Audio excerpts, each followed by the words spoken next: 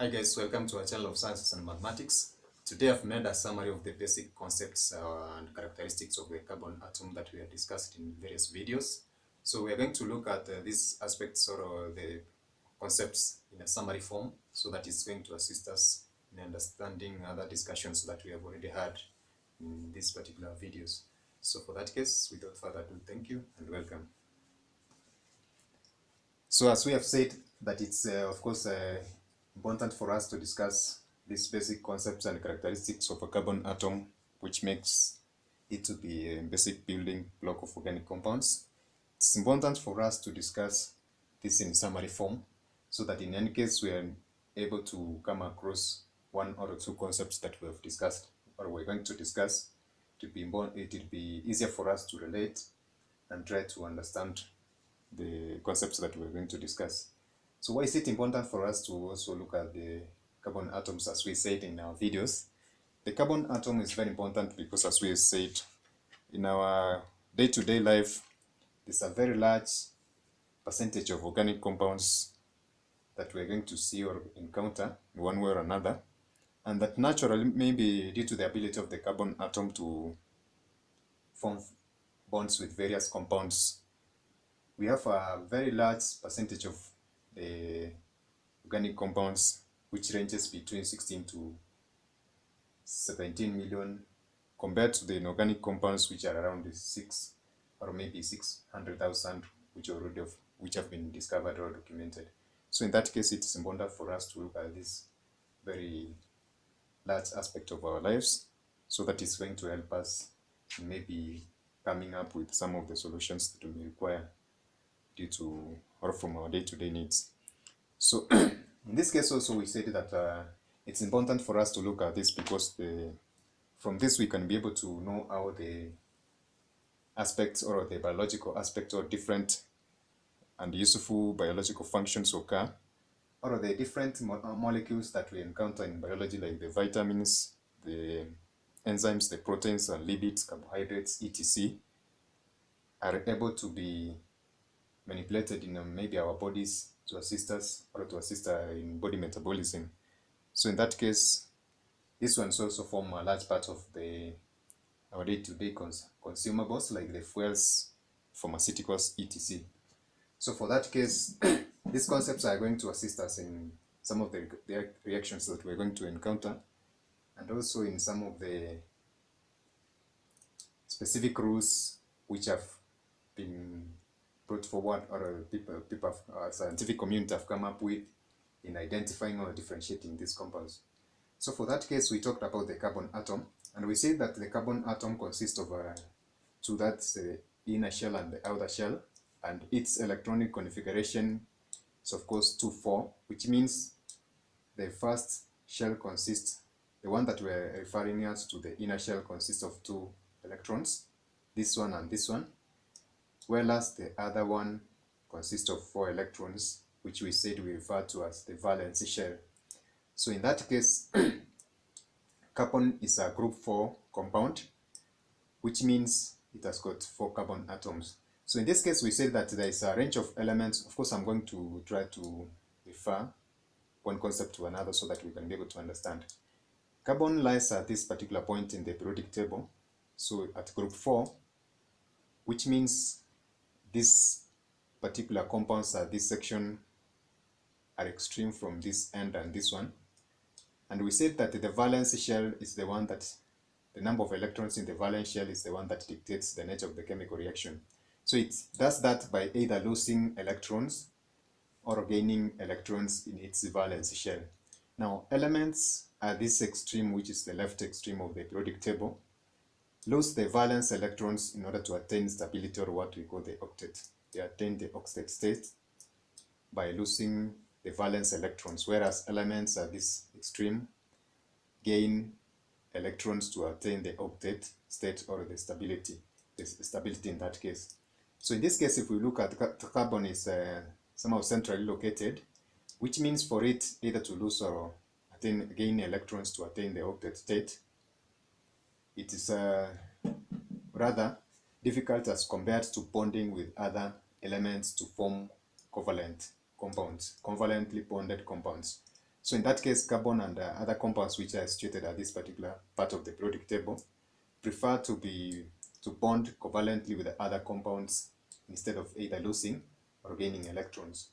So in that case, the electronic dot notation for carbon atom is denoted as such that between the carbon and the hydrogen there are two electrons, which one has been donated by carbon and the other one has been donated by hydrogen, and they are covalently bonded to form an octet state.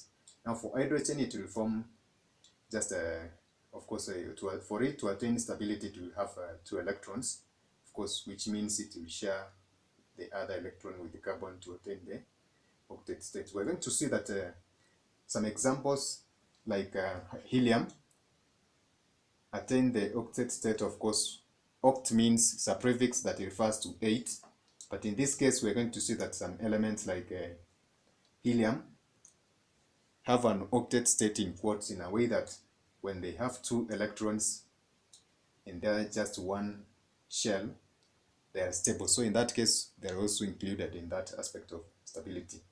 So in that case, when we find that this is the electronic dot notation, the two electrons which have been covalently bonded can be represented by this particular small stroke or just a dash, which implies that there's a bonding which has been experienced between the two. There's a covalent bond. So this is a Lewis structure representation of this carbon atom. And we said that one nature of the carbon atom is that it can be able to bond or form structures or stable bonds to many other elements apart from the carbon itself. So if it's forming a carbon-carbon bond with hydrogen atoms, then we refer to this one as a hydrocarbon. So the ability of the carbon atom to bond with other carbon atoms form what we call a chain. So in that case, the bond between the carbon-carbon bond can either be single, we refer to that one as single bond; double, we refer that one to as a double bond; triple, we refer that one to as a triple bond. And whenever it is a single bond, this one we refer to it as saturated. So which means the single carbon-carbon bonds which form part of the alkane series refers to as saturated hydrocarbons, whereas the compounds that form the carbon-carbon either double or triple bonds, we refer to them as unsaturated. So in that case, these two particular terms implies to what we have discussed. And then we have said that there is a Lewis structure representation of this particular kind of bonding. So in this case, as well as we have a Lewis structure, there is another structure that is referred to as a condensed structure. Now in this structure, there is a carbon hydrogen which has been bonded, but the strokes or the arrows that appear in between here are not represented. In any case, this representation also includes a way in which the carbon hydrogen bonds are just not shown in totality, which gives what we call a condensed structure formula. So in that case, there's also a line drawing whereby the bond between the carbon-carbon is represented using a line. So at each specific junction of this particular structure, at the beginning and the end, and at the junctions, that one represents the carbon atom. So at this particular point, at this one, at this, and this, we have what we call the carbon atoms. And now for it to attain the octet state, there are hydrogens at this particular point, which are not shown. So which means that at this point, there's a methyl group. There's another one at this point, because if we count them, with our rule of at the beginning and the end, and then at the junction there's a carbon atom, then we can be able to count the carbon atoms as 1, 2, 3, 4. So the second structure as well for 1, 2, 3, 4. So it's similar to this first structure that we have said, but as we have said, the line represents a junction between a carbon-carbon bond. So in any case, if there is a drawing which has got two double bonds, then which means it falls under the carbon double bonds, a class of organic compounds that we refer to as alkenes. There's also there's also a category of these organic compounds that we refer to as cyclic. Now the cyclic ones form structures which have been enclosed, as we have seen, like this. They can as well be a single bond directly between the carbon-carbon bond, or a double bond like the one we are seeing here. Now like this one is known as hexane. It's a 6 carbon member, which means 1, 2, 3, 4, 5, 6. Also this is a 6 member, only that the difference between this and this one, this is an alkane, this is an alkene. This one is known as benzene, whereas this one is known as hexane.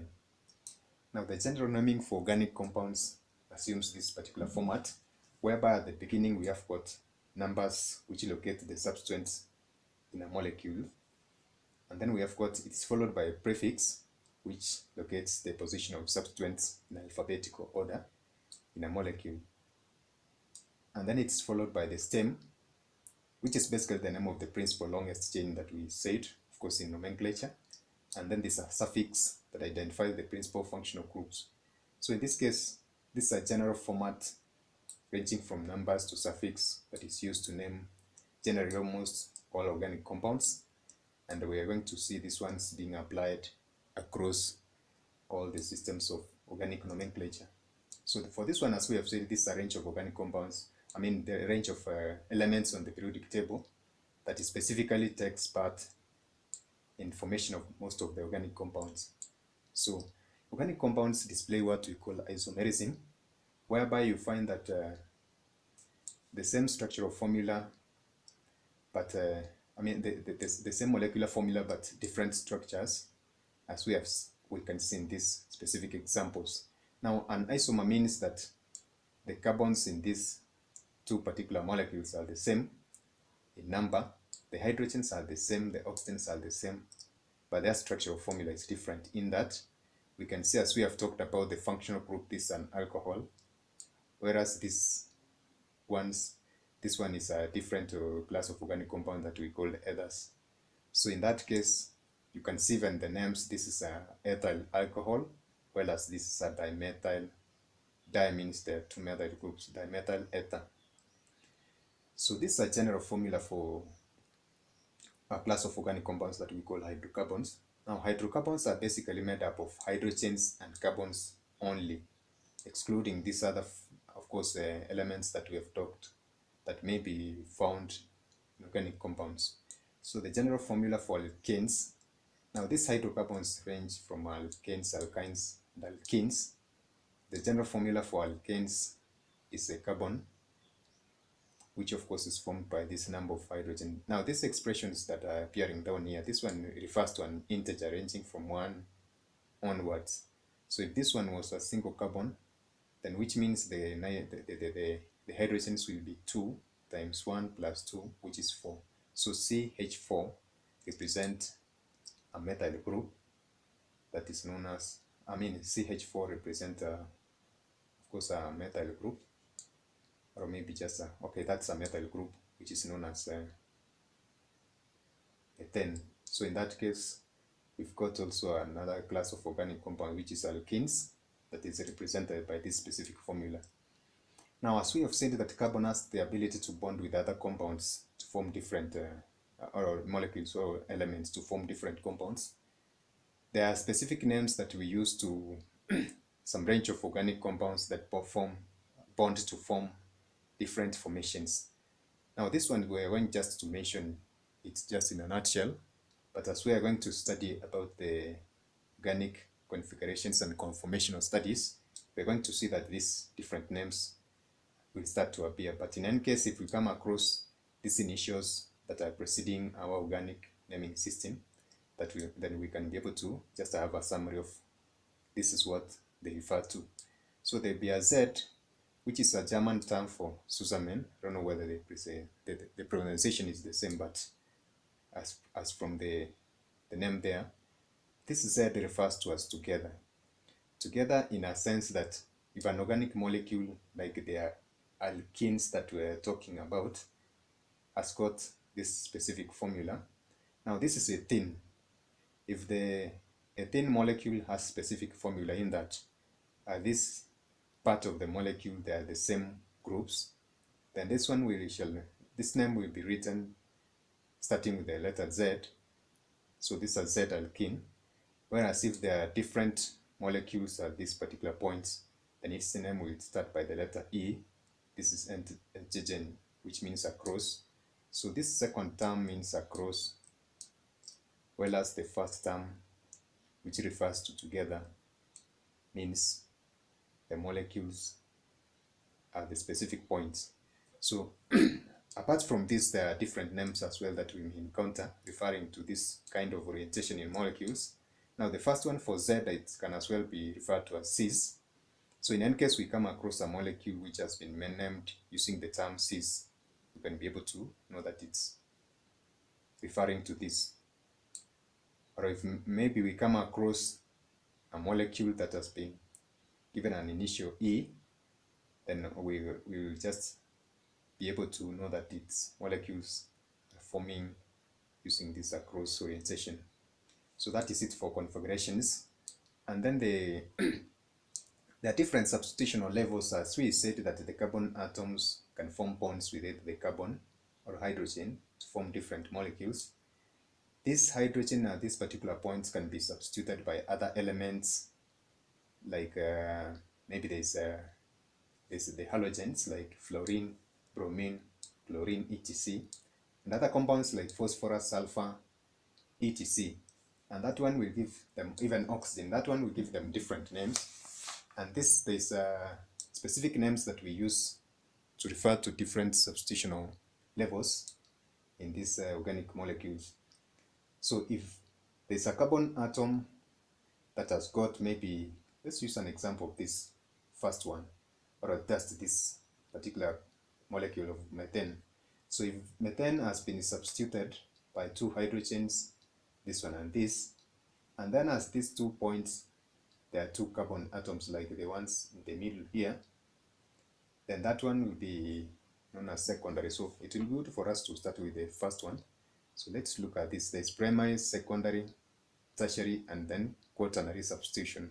So for primary, it's a carbon atom which has been singly substituted, which means 1 hydrogen has been removed from this.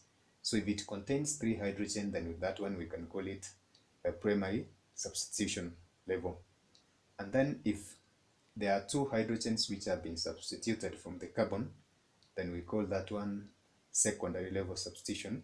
Example, of course, if this has been substituted by this group and this, and if it is 3, it has been substituted 3 times, which means this one, and this one has been substituted, then we shall refer that one to as a tertiary carbon, which consists of a single hydrogen.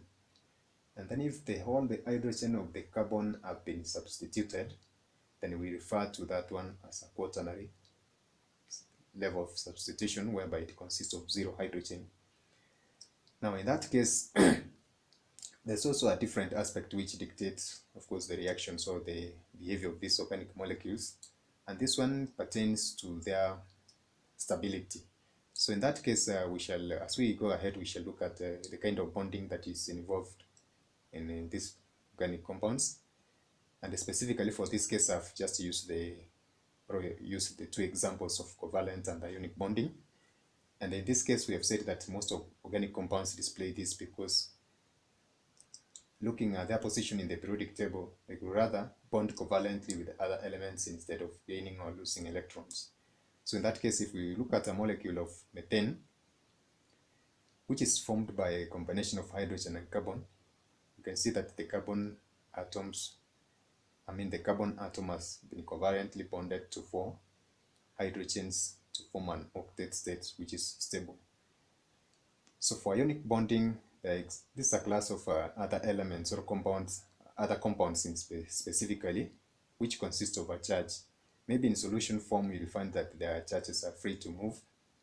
So in that case, we refer to such kind of compounds as ionic compounds, and they consist of what we call ionic bonds. If we see this cluster of sodium ions joined with the chlorine, the bonding that is experienced in this particular kind of an compound is known as ionic bonding. So in that case, for both these ionic and covalent bonds, it's very important to look at the aspect of stability. because it's upon this aspect that chemical reactions take place. If a compound is not stable, definitely it will either disintegrate or react with another compound in order to achieve stability or equilibrium. So in that case, that is it for the discussion of course, the characteristic of the carbon atom. We're also going to cover others which we may come across as we go ahead, or maybe as the situation may demand. But for now, this is what we have just had for ourselves, and it's going to assist us in covering different aspects of the remaining parts of organic compounds discussion. So for that case, thank you for today. Bye and God bless you.